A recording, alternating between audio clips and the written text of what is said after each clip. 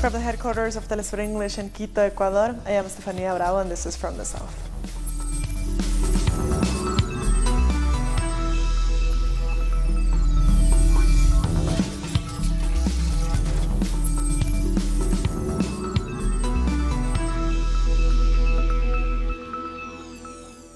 We begin in the UK, where the Prime Minister Theresa May has won the crucial vote of no confidence in her leadership of the Conservative Party. This means she has secured her immediate future as party leader and Prime Minister. The vote passed with 200 in favour and 117 against. Senior MP Sir Graham Brady delivered the news. The result of the ballot held this evening is that the parliamentary party does have confidence.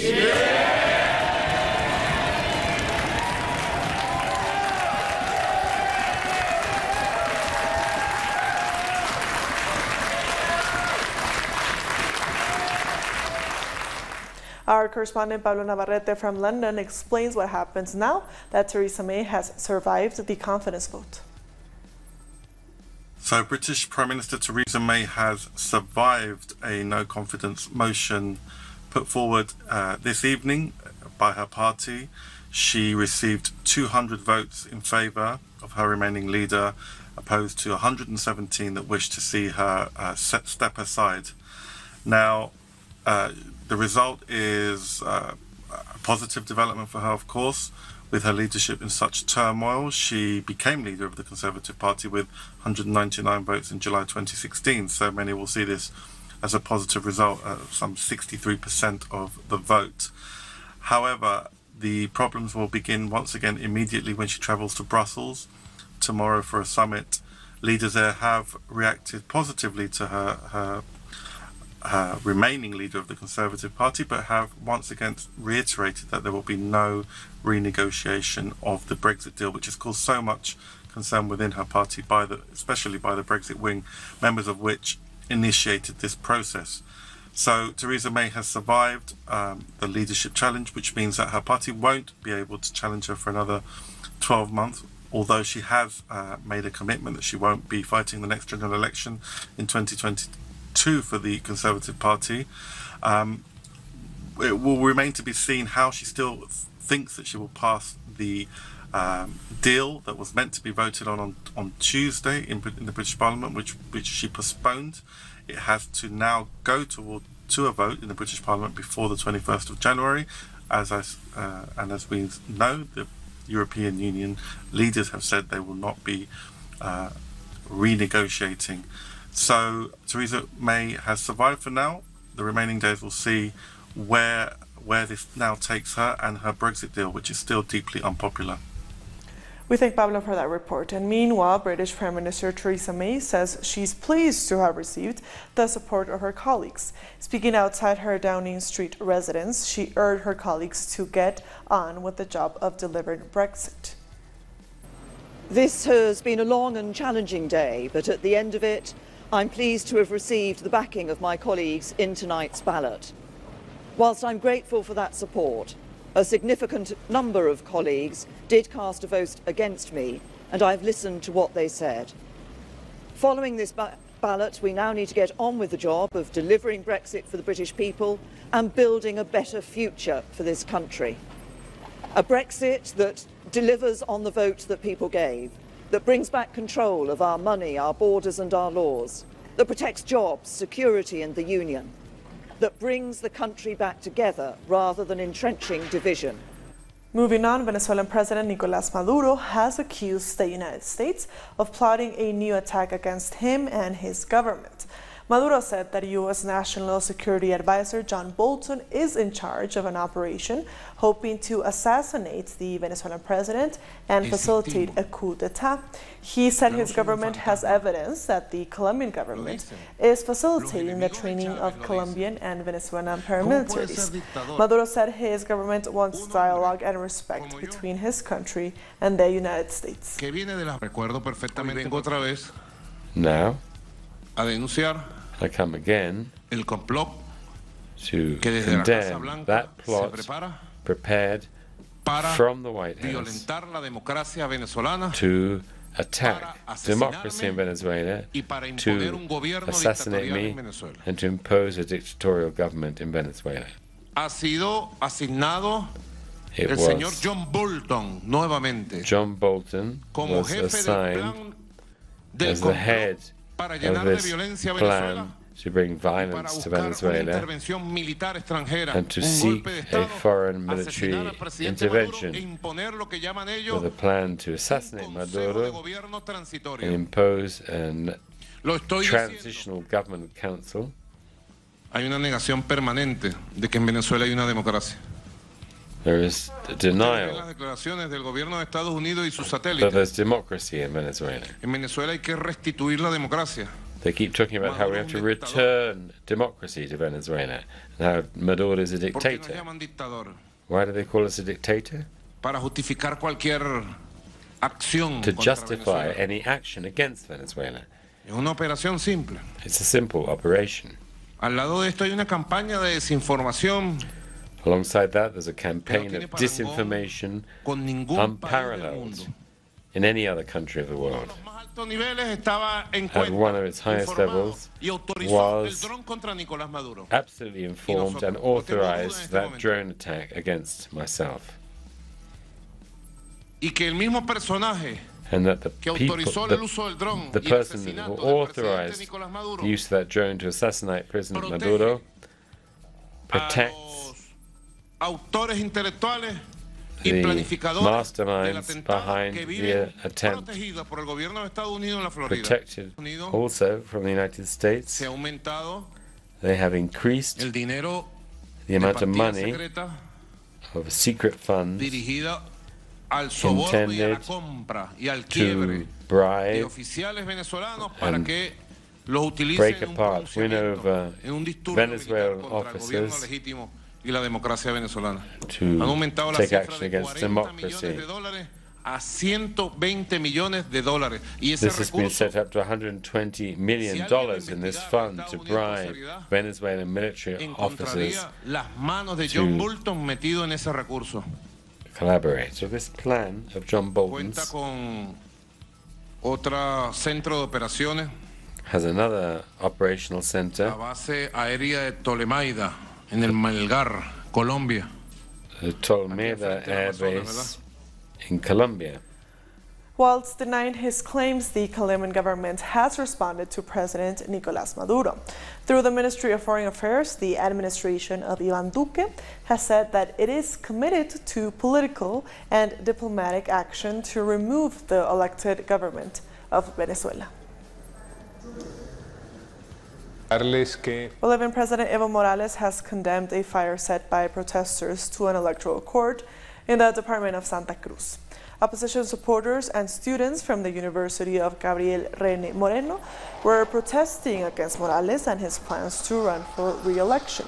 According to the government, these events, compared to 2008 opposition groups, attempted a coup against President Morales. The Vice Minister of Interior, José Luis Quiroga, also denounced the violence and said they were an attack on democracy. We need to stop these acts of violence. That's what the police has been ordered to do, and to begin investigations. This group of delinquents receiving orders by the political opposition needs to be identified. This was a planned action and covered as false peaceful actions. But their real plan is to create violence, take over institutions, and destroy democracy in Bolivia. We'll be back very soon. Stay with us.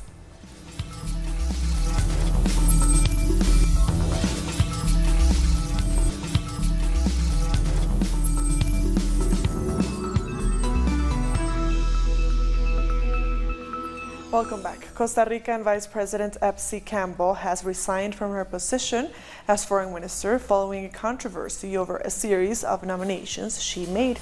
Our correspondent Fernando Francia brings us more details. The resignation of the Foreign Affairs Minister Epsi Campbell, the first Afro woman to hold this position in Costa Rica, is the main topic of discussion in the country. in the media and in the political scene. This was prompted by a series of reports regarding nominations in the Ministry of Foreign Affairs of people that didn't have a diplomatic career. This practice has been taking place for years in different administrations, but it is now when it is at the center of the controversy and has provoked the resignation of the foreign minister. Campbell used to criticize this practice when she was an opposition lawmaker. She used to call this practice corruption, but people say she has fallen into the same behavior. She will remain as vice president, and she was chosen for this position by the citizens, along with the president Carlos Alvarado. That's all for now. We're still waiting for a new nomination for the foreign ministry, and we'll keep you updated.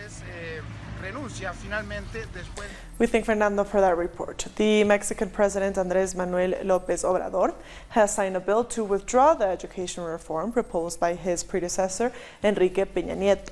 López Obrador said he wants to replace the reform for a new initiative which guarantees free education for all. He added the new reform also includes a parents and teachers pact. The proposal will now be sent to Congress for its approval. And around 100 migrants have marched to the U.S. consulate in Tijuana to deliver a petition requesting their asylum claims be processed faster. Migrants holding flags of their native countries in Latin America walked along a highway to get to the consulate. They were stopped outside by Mexican police with riot gear. We're only asking that they accelerate the process, that more people are able to pass through each day. That's all we're asking, and that, for us to apply for asylum, the same people from the government evaluate us and decide who really gets political asylum. And the Mexican government has announced that it will provide thousands of humanitarian and working visas to Central American migrants. The government has already handed out 600 visas to members of the migrant caravan currently waiting at the U.S. border with Mexico. With this document, migrants will be able to access social and employment services. According to the United Nations, a total of 7,000 migrants have left their countries in large groups over the last few months. It's been 24 days since the migrant caravan left Central America. Our correspondent Pablo Perez has the details.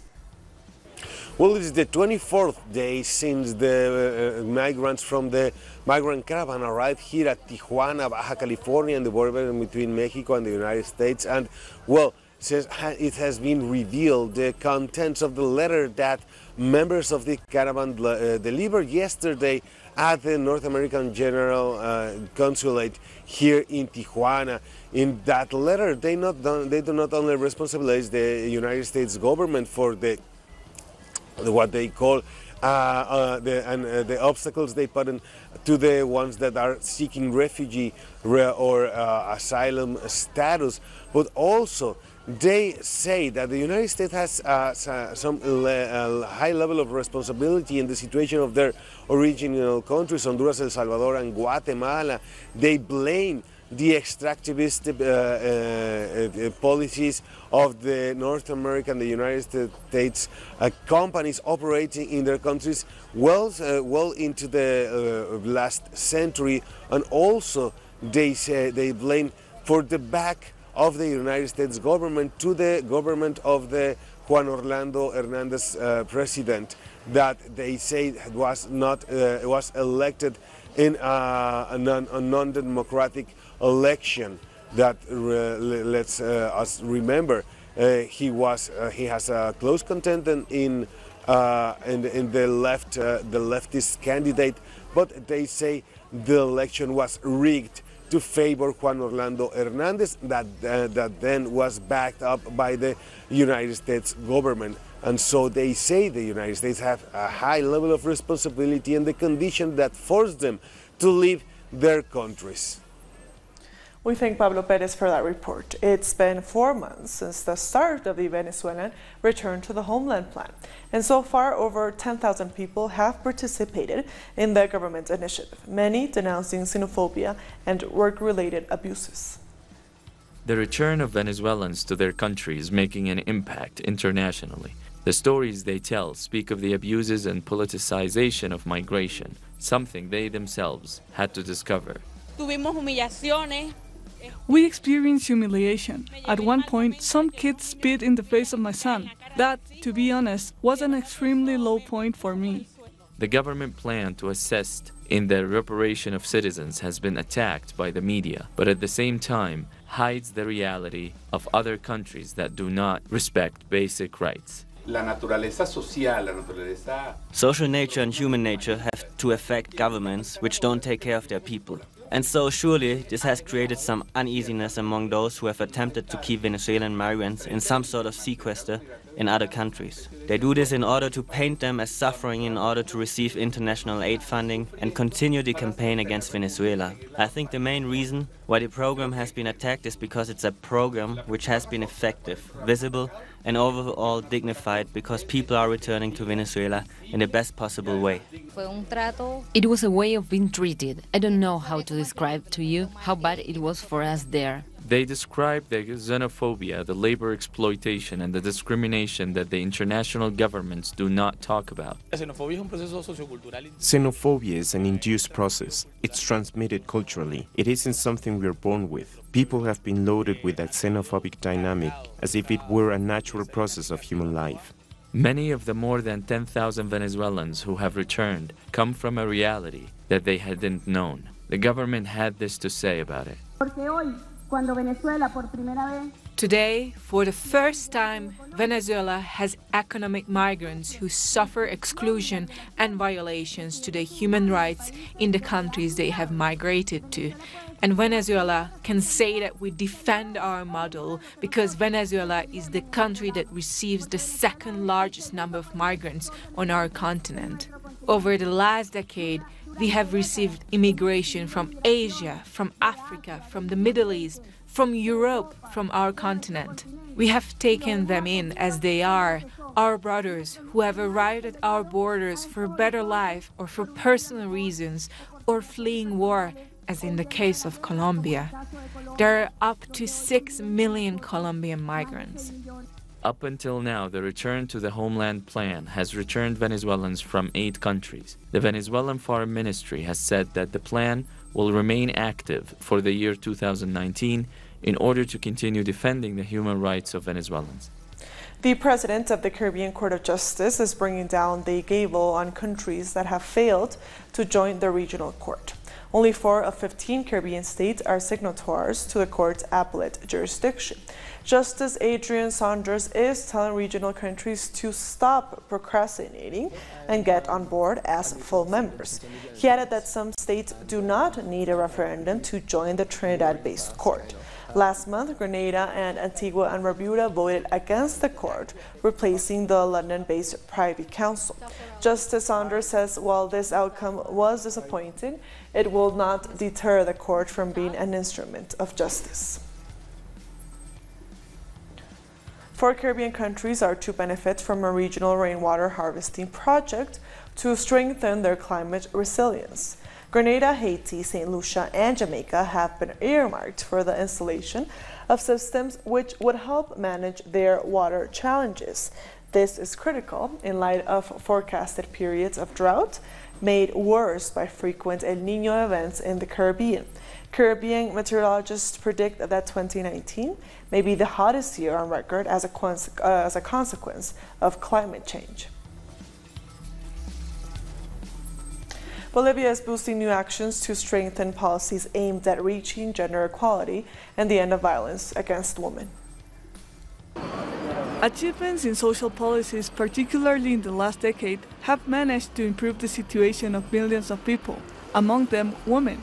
In 2005, population with an average income reached 3.3 million people. That amounts to 35%. Our distribution of the income was a pyramid. People with lower incomes was the base, with 61% of the population. In 2017, what we have is that the middle class has grown up in more than 3 million people, and now it represents the 58% of the population.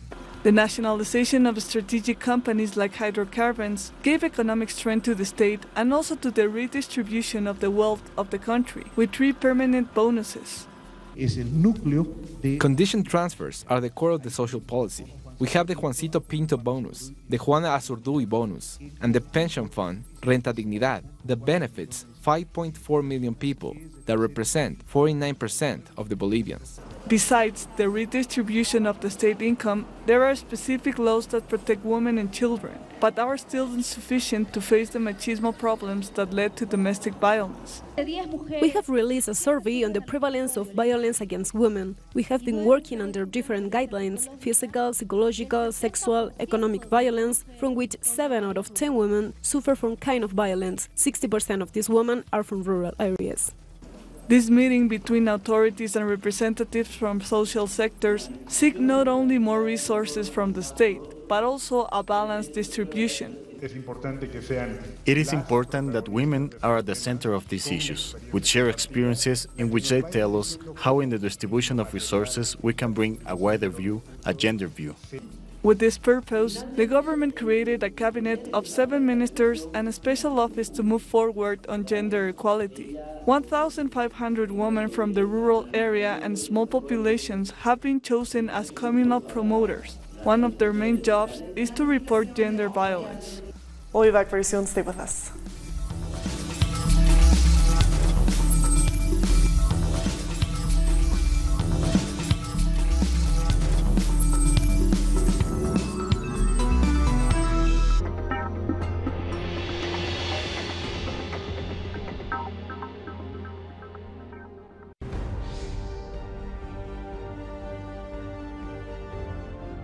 Acompañamos a los pueblos que resisten en cada una de sus luchas.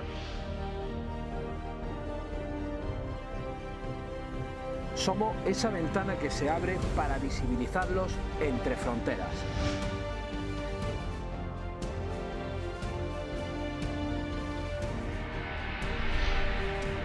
Thursdays, only on Telesur.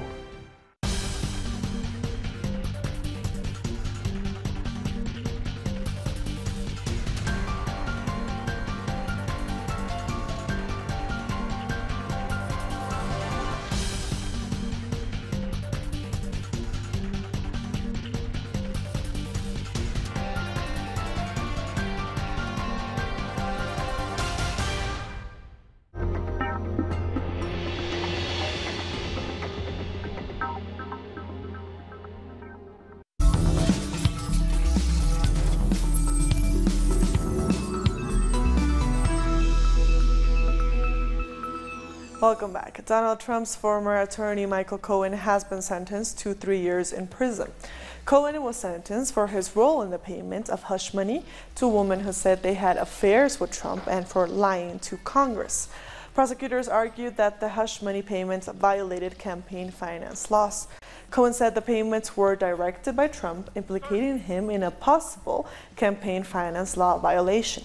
He told court he felt obliged to cover up his client's dirty deeds. Meanwhile, attorney for Stormy Daniels, one of the women linked to the hush money payment, has described Cohen as neither a hero nor a patriot. He held little back as he waded into Cohen and his former client, Donald Trump. He deserves every day of the 36-month sentence that he will serve, and I will also note with great irony, Michael Cohen will report to federal prison exactly 1 year after we filed the case on behalf of Stormy Daniels. Michael Cohen was sentenced today. Donald Trump is next. A car bomb has killed at least 1 child and injured around 20 other people in the northern Syrian town of Assas. The explosion damaged the hospital and several homes. The area is controlled by anti-government groups backed by Turkey. Similar explosions rocked the town in September and October of 2018. Northern Syria is a haven for displaced people who have fled from the fighting elsewhere in the country. The UN brokered peace talks between the Saudi Arabia-backed Yemeni government and Houthi fighters have come close to an end when closing scheduled for Thursday. The two parties are likely to soon reach an agreement on the reopening of the Sana'a airport, which has been closed for years. On Tuesday, the two parties agreed to a prisoner exchange deal, which will be supervised by the International Committee of the Red Cross. The war in Yemen has already killed thousands of people and left millions on the verge of starvation. And with that story, we've come to the end of this news brief. These and other stories, as always, find them on our website at telesurenglish.net. And also join us on social media, Facebook, Twitter, and Instagram. For Telesur English, I am Stefania Bravo. Thank you for watching.